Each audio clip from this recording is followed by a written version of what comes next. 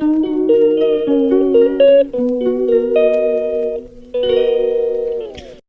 Guys, ఈరోజు August 2, 2024 ఇది. So ఈరోజు అప్డేట్స్ అంటే ఎడిటింగ్ వర్క్ ఒకటి, ఇంకా చాలా అయితే ఎడిటింగ్ అయితే ఎక్కువ జరుగుతూ ఉంటుంది. చిరాకు వచ్చేస్తుంది. ప్రతిరోజులాగా ఈరోజు ఒక తలకాయ పూట ఒకటి ఉంది. సో ఏంటో అర్థం కావట్లే, హెడేక్ వస్తుంది.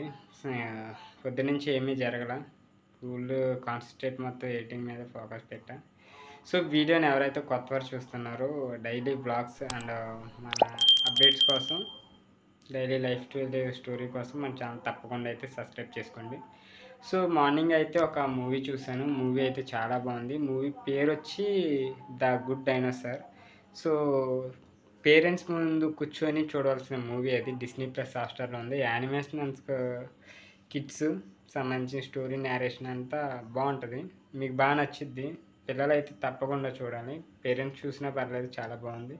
సో అండ్ ఇంకొకటి జరిగింది ఏంటంటే, కేరళ వైయాండ ఫ్లడ్ ఎక్కువ జరుగుతున్నాయి కదా, చనిపోయారు కదా చాలామంది. సో మోర్ దెన్ 300+ మంది చనిపోయారు. సో చనిపోవడం కూడా చాలా దారుణం. అసలు కేరళలోనే ఈ ఫ్లూడ్స్ ఎందుకు వస్తాయో మీకు ఎప్పుడన్నా గమనించారా? వాళ్ళు ఏంటంటే, ఎప్పుడైనా వాళ్ళ నదీ ప్రవాహం ఉంటుంది కదా, ఆ ఆ పక్కనే ఆ నదీ పరివాహక ప్రాంతాల్లో ఆ ఏరియాస్లోనే హౌస్లు కడతారు. సో ఇదేంటంటే అక్కడ సడన్గా ఫ్లడ్ అనేది చెప్పలేం ఎలా వస్తుందో. వర్షాకాలం అయితే మరీ ఇబ్బంది. ఇది ఇప్పటి నుంచి కాదు, 2018లో కూడా జరిగింది కేరళలో. సో ఇప్పుడేం వయాన్లో 300+ మెంబర్స్ చనిపోయారంటే, ఇలా మ్యాన్మేడ్ డిజాస్టర్స్ అంటారు కదా, మనుషులే ఇదంతా చేయడానికి గల కారణం. ఆ ప్రకృతిని నాశనం చేసి ఆ వారిని ఇల్లు కట్టుకోవడం తప్పు వాళ్ళదే. అలా జరిగిపోయింది. ఇంకా మనం ఏం చేయలేం, ఎందుకంటే ఒక నది ఉందని ఆ నది పక్కంటే మనం ఇల్లు కట్టుకునేస్తే ఇలాగే జరుగుతూ ఉంటాయి కదా. సేమ్ అలాగే జరుగుతున్నాయి అక్కడ. మరీ దారుణంగా అయితే ఉంది. 300 అని మొండెలు కూడా లేవంట ఒక్కొక్కరికి కూడా.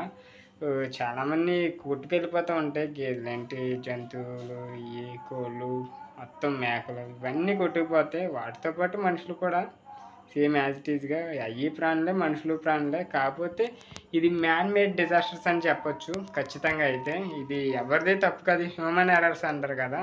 ఇక మానవ తప్పుదలే. ఈ ప్రకృతి అనేది ఎప్పుడు ఎలా విధ్వంసకరంగా తయారవుతే ఎవ్వరు చెప్పలేరు, ఎవ్వరు అంచనా కూడా వేయలేరు. ప్రకృతితో ఆటలు అంటే మామూలు ఆటలు కాదు, ప్రాణాలతో చెలగాటమని చెప్పొచ్చు. సో ఎంతైనా అంతమంది చనిపోయారు కాబట్టి చాలా బాధ ఉంటుంది. దేశం కూడా ఈ ఇష్యూని అయితే పట్టించుకోదు. సో వాళ్ళ ఏరియాలో కట్టుకుంటాం అనేసి వేరే దిక్కున కట్టుకోండి అని కూడా ప్రభుత్వం కూడా ఒక్క మాట కూడా చెప్పదు.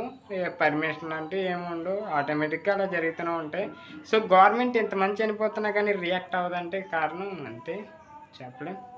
ఇంక ఇవన్నీ ఎవరి మిస్టేక్స్ మీకు తెలుసు కదా. గవర్నమెంట్ మిస్టేక్స్ అని చెప్పాలి. అలా నదులు వారంట కట్టకూడదని చెప్పాలి. వాళ్ళు సముద్రాల దగ్గర ఇల్లు కట్టినప్పుడు, తుఫాన్లు వచ్చినప్పుడు ఎలా ఎగిరిపోతాయి.